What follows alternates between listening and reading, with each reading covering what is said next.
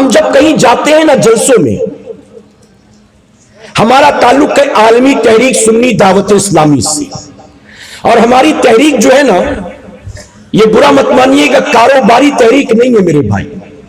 سید صاحب قبلہ ہو، سید امین القادری صاحب ہو، بلبل باغ مدینہ عالمی شہرت یافتہ نعت خواہ قاری رضوان خان صاحب قبلہ ہو، فقیر ہو یا ہمارے امیر ہو، عطائے حضور مفتی اعظم وقار اہل سنت حافظ و قاری مولانا محمد شاکر نوری صاحب قبلہ، ہم کہیں بھی جاتے ہیں جب تقریروں کے لیے، جلسوں کے لیے، بیانات و اجتماعات کے لیے، تو ہم کبھی نبی کی حدیثیں سنانے کے لیے سودا نہیں کرتے۔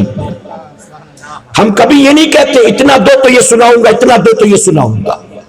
آج تو لوگ باقاعدہ 1 گھنٹے کا اتنا، 1.25 گھنٹے کا اتنا، 1.5 گھنٹے کا اتنا ریٹ لگاتے ہیں۔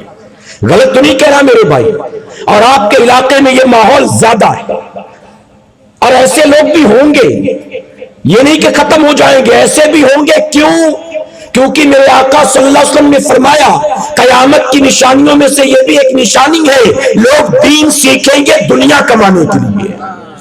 تو ان کا بھی ہونا ضروری ہے کہ قیامت کی نشانی تو ظاہر ہونا ہے نا۔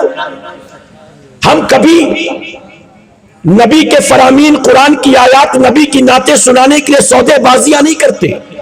ہم نے تقریروں کو اپنے گھر کے چولہے کو جلانے کا ذریعہ نہیں بنایا ہے۔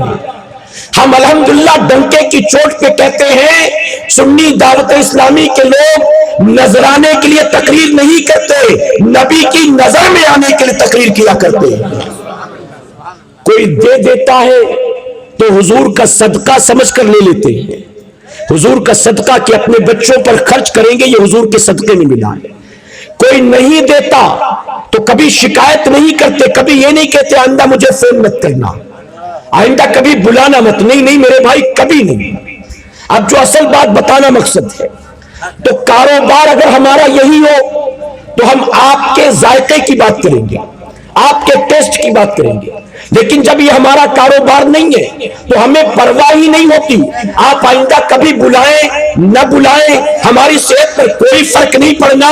میرے پیارے آقا کے پردیوانوں، میں کمیٹی والوں کا منہ دیکھ کے بات نہیں کرتا، میں تو بات وہ کرتا ہوں جو اللہ کے محبوب نے ہمیں بتانے کا حکم عطا فرمایا ہے۔ ہم جب جاتے ہیں نا پروگرام میں، جب پروگرام میں جاتے ہیں، ہم سے کہا جاتا ہے حضرت ہمارا یہ 25واں جلسہ ہے، کئی کہا جاتا ہے یہ 28واں جلسہ ہے، کئی کہتے ہیں اس کو ہمارے جلسے کو 56 سال ہو گئے، ہمارے دادا کرتے تھے، اس کے بعد ابا کرتے رہے، اب ہم لوگ کر رہے ہیں۔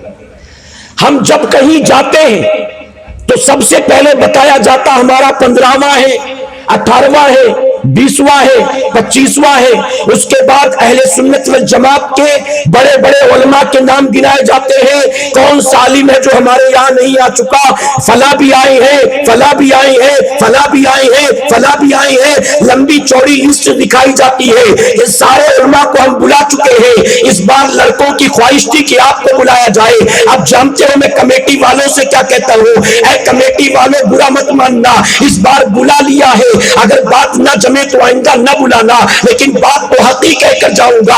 آپ یہ کہتے ہو ہمارا یہ 15واں جلسہ ہے، ارے 15 سال ہو گئے آپ کے گاؤں میں جلسہ ہوتے ہوئے، اگر ایک جلسے میں 1 لاکھ روپیہ بھی خرچ کیا ہوگا تو 15 سال میں آپ نے قوم کا 15 لاکھ روپیہ جلسے کے نام پر خرچ کر دیا۔ لیکن برا مت ماننا میرے بھائی، 15 سال سے جلسہ تو کر رہا ہے، لیکن تیرے چہرے پر آج تک داڑھی کا اقبال نظر نہیں آیا۔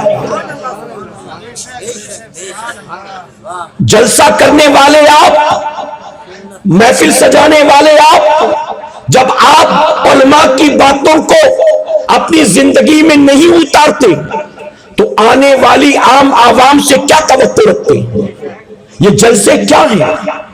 یہ جلسے آپ کی طرف، یہ جلسے کانوں کی لذت کے لیے سجائے جاتے ہیں، کانوں کا چسکا بن کر رہ گئے۔ آپ مجھے بتائیں چٹنی کھانے میں مزہ آتا ہے کہ روٹی کھانے میں مزہ آتا ہے؟ ذائقہ کس میں ہوتا ہے، ٹیسٹ کس میں ہوتا ہے؟ چٹنی میں نا، چٹنی ذائقے دار ہوتی ہے، روٹی میں تو مزہ نہیں آتا۔ لیکن کیا آدمی روزانہ چٹنی کھاتا ہے؟ اگر وہ روزانہ چٹنی ہی کھانا شروع کر دے کہ اس میں تو مزہ ہے، مزہ تو بہت آ رہا ہے، ایک دن چٹنی کھائے گا، 2 دن کھائے گا، 3 دن کھائے گا، 4 دن کھائے گا، 5ویں دن چٹنی اس کو کھا جائے گی. تو چٹنی میں مزہ تو ہے، لیکن ڈاکٹر کہے گا یہ صحت کے لیے نقصان دہ ہے، تم زیادہ مت کھایا کرو.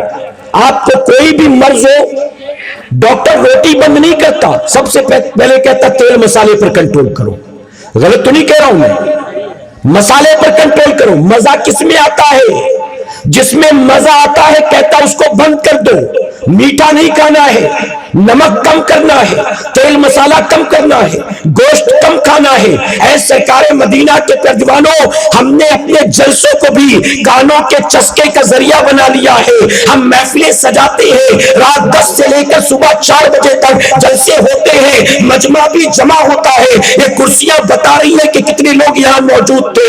اے مسلمانوں، لوگ آتے بھی ہیں، لیکن میں معذرت کے ساتھ کہوں گا جو لوگوں کو ملنا چاہیے نہ ہم دیتے نظر آ رہے ہیں، اور نہ آنے والے لوگ بیچارے کچھ لیتے نظر آ رہے ہیں. جو قوم کو ملنا چاہیے کیا وہ مل رہا ہے؟ میں پوچھتا ہوں آپ کے نور پور میں 17واں جلسہ ہے نا، میں کچھ سوال پوچھوں گا، ناراض ہو جائیں گے، نہیں پوچھتا. میں پوچھنے والا تھا آپ میں کوئی ہے جو 17 سال سے ہر سال آ رہا ہے؟ کوئی نہ کوئی ہاتھ ضرور اٹھاتا. اب میں اس سے کہتا 17 سال سے ہر سال جلسے میں آنے والے، تو نے فخر کے ساتھ ہاتھ تو اٹھا دیا کہ میں 17 سال سے پابندی کے ساتھ اس جلسے میں آ رہا ہوں. اب میں کہتا تو ادھر آ، اور ادھر آ کر یہ مائک لے. 17 سال سے جلسے میں پابندی سے آ رہا ہے، اب لوگوں کو 5 کلمہ پڑھ کے سنا. کیا وہ سنا پاتا؟ کیا وہ سنا پاتا میرے بھائی؟ ہمارے یہاں جلسوں کی کوئی کمی ہے؟ مہنگائی کے دور میں جب سلنڈر ایک رات میں سیدھے 150 روپیہ بڑھا دیا جاتا ہے، پیٹرول مہنگا، ڈیزل مہنگا، آٹا تیل مہنگا، یہاں تک کہ پیاز جہاں تک غریب سے غریب آدمی کی رسائی تھی اس کو 200 روپیہ کلو کر دیا گیا. آپ سوچیں بے روزگاری اپنے افان پر ہے. اس وقت پورا کا پورا ملک جو ہے پریشان حال ہے. ایسے وقت میں اگر قوم کا پیسہ جمع کر کے ایک جلسہ کیا جاتا ہے تو جلسے کے ذریعے قوم کو جو پیغام ملنا چاہیے، اور جانتے ہو پیغام کانوں کی لذت کے لیے نہیں ہوتا ہے بلکہ پیغام قبر کے عذاب سے بچانے کے لیے ہوتا ہے. اس منبر سے جو پیغام ملنا چاہیے وہ پیغام صبح اٹھنے والے کو داڑھی منڈانے کی طرف آمادہ نہیں کرتا، بلکہ داڑھی منڈے کو حضور کی سنت سجانے والا بنا دیتا ہے. آپ کے علاقے میں آیا، علماء کی بھی کمی نہیں ہے، مدارس کی بھی کمی نہیں ہے، مدرسے بھی بہت ہیں، لیکن معاف کرنا میرے بھائی، بمبئی میں مسلمان عورتیں اتنا گھومتی پھرتی بن نقاب بن دوپٹے کے نظر نہیں آتی جتنا آپ کے علاقے میں نظر آئی. بات تلخ ہے میری، لیکن ناراض مت ہونا میرے بھائی. اگر میں آپ کے منہ کی بولی بول کر چلا جاؤں تو کیا حق ادا کروں گا ممبر کا؟ نہیں نا. تو صحیح بات تو سننی پڑے گی نا. آپ نے مولا کائنات کا ذکر سنا، حضرت علی کا ذکر سنا، آپ نے خاتون جنت کا ذکر سنا. کس سے سنا؟ در والوں سے نہیں سنا، علی کے گھر والوں سے سنا ہے. آپ نے ان سے سنا ہے جو علی کی آل میں سے ہے. آپ نے امام حسن حسین کا نام سنا ہے، اور محمد کا نام سنا ہے، حضرت زینب کا نام سنا ہے، حضرت قاسم کا نام سنا ہے. نہیں سنا، یاد نہیں آ رہا ہوگا تو محرم میں اکثر جلسے ہوتے ہیں اور شہدائے کربلا کا ذکر چھڑتا ہے. حضرت زینب کا بھی نام آتا ہے، اور محمد کا بھی نام آتا ہے، حضرت حور کا بھی نام آتا ہے، حضرت قاسم کا بھی نام آتا ہے. اے مسلمانوں، جانتے ہو آج ہماری مائیں بہنیں اور بچیاں جو محرم میں نہ جانے کون کون سے ڈوم دتوڑے کرتی نظر آتی ہے، ان سے پوچھو خاتون جنت کی طرح پردہ کیوں نہیں کرتی، خاتون جنت کی طرح دوپٹہ کیوں نہیں نہیں لیتی؟ خاتون جنت کی طرح شوہر کی خدمت کیوں نہیں کرتی؟ خاتون جنت کی طرح اولاد کو تربیت کیوں نہیں دیتی؟ خاتون جنت کی طرح اپنے آپ کو شرم و حیا کا پیکر کیوں نہیں بناتی ہو؟ صرف محرم میں نام لیتی ہو فاطمہ کا، نام لیتی ہو زینب کا، نام لیتی ہو سکینہ کا، نام لیتی ہو حسن حسین کا، ان کے نقش قدم پر نہیں چلتی۔ ایک صحابی بیان کرتے ہیں، میں حضرت زینب کے مکان کے بغل میں 15 سال تک تھا، ان کا پڑوسی تھا۔ فرماتے 15 سال میں زینب کے پڑوس میں رہا، بن حجاب و دوپٹہ تو دور کی بات، میں نے حجاب و دوپٹے کے ساتھ بھی زینب کو کبھی گھر سے باہر نکلتا نہیں دیکھا ہے۔ آج جانتے جب ہم کو کوئی گھر بلاتا ہے نا، اب آپ کے یہاں ہے تو مجبوری ہے، آپ کہیں گے یہاں بیٹھ جائیے، بیٹھ جائیں گے، اٹھ جائیے، اٹھ جائیں گے، اب وہاں چلنا چلے جائیں گے، جہاں جہاں لے جائیں گے جائیں گے۔ ہم آپ کے مہمان ہیں، آپ میزبان ہیں، ہم تھوڑی نہ کہیں گے نہیں ہوٹل بک کریے، نہیں کمرہ سیپریٹ ہو، اس کے اندر ٹوائلٹ باتھ روم یہاں نہیں ہو سکتا۔ ہم ڈیمانڈ نہیں کرتے، ورنہ میری عادت جانتے ہو کیا ہے؟